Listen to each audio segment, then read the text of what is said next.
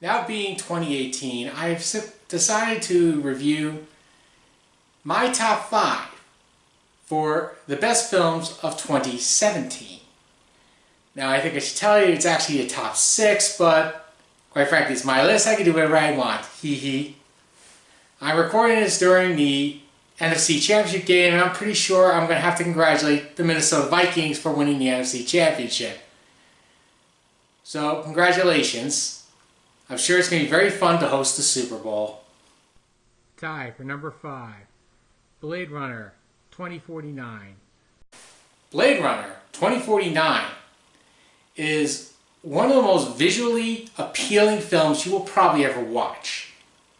And to me, I thought it was excellent.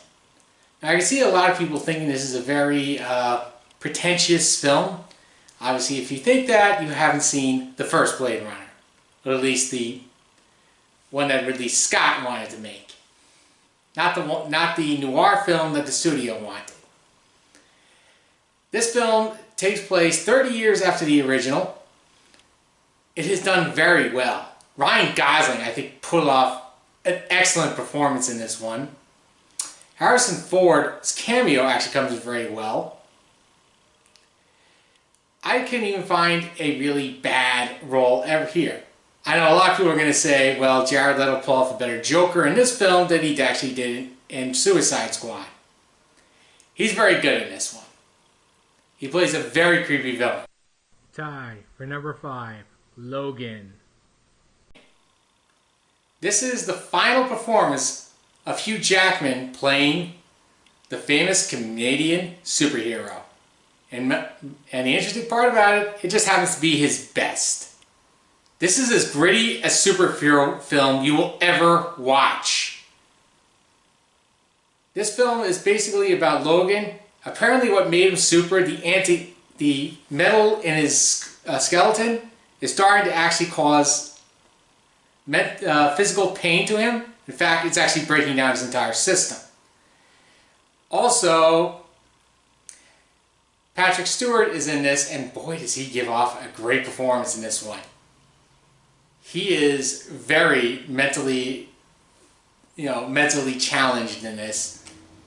He has seizures. The seizures causes great pain to virtually everybody in a city like Oklahoma City, or I think it's Tulsa. Not too sure. The film is excellent. As I said, it really kind of breaks down what made Logan such an appealing character to us all. And to me, probably the best Hugh Jackman performance to date. And after 8 films, being the character, it's obvious this is a great send-off for him. Number 4, Hidden Figures. I thought this film probably should have won Best Picture.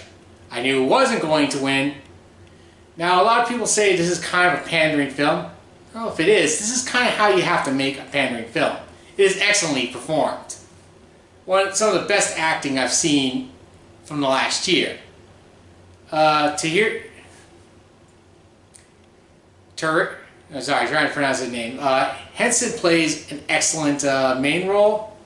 Olivia Spencer, she's always been good in these films. Kevin Costner really comes back to form. He kind of reminds the audience of why you liked him in the beginning. This film, as I said, even as a historical based film, this really kind of brings up exactly why we like these types of movies. It's informative, and it's done extremely well. Number 3, Baby Driver.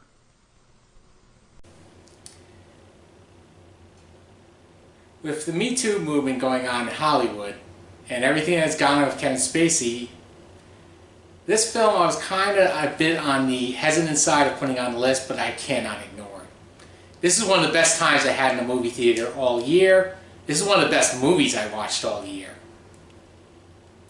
Excellent performances all around. And I know in my review I actually give it in the wrong actor. It's John Hamm. He does an excellent performance.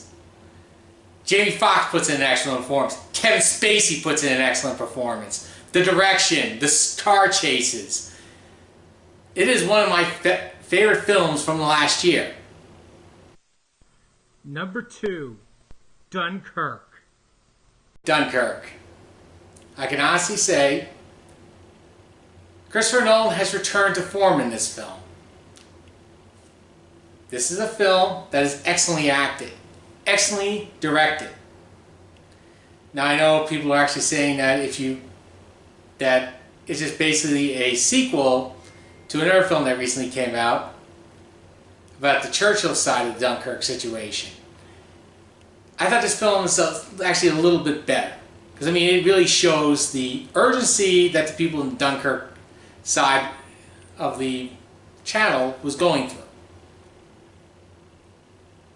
Once again, Cillian Murphy puts off a phenomenal performance being a person dealing with post-traumatic stress disorder.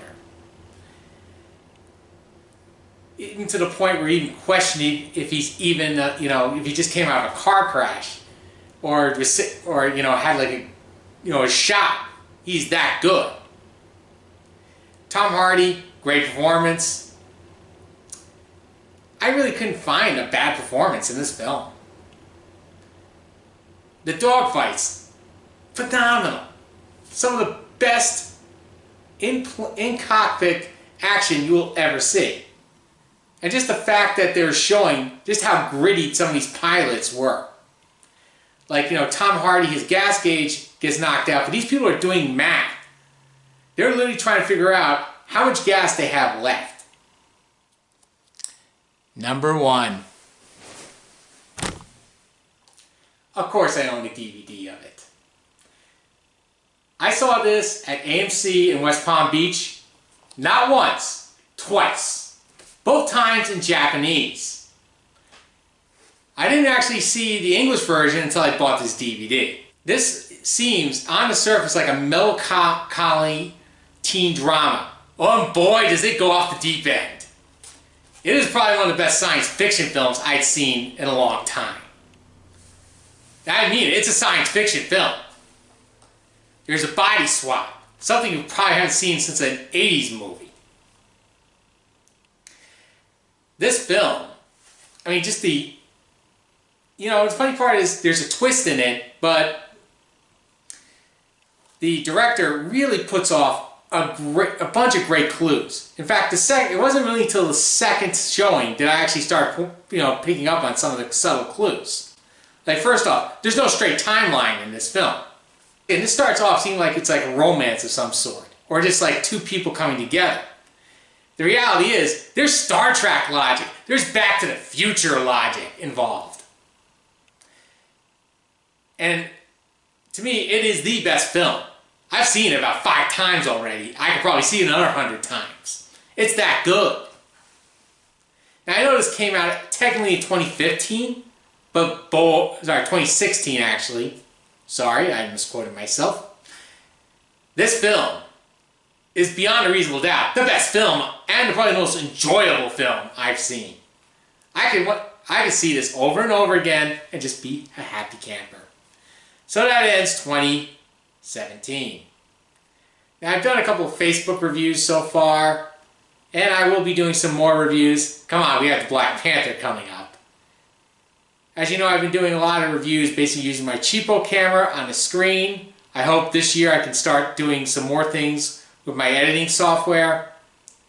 Until then, I'll see you at the movies. Bye.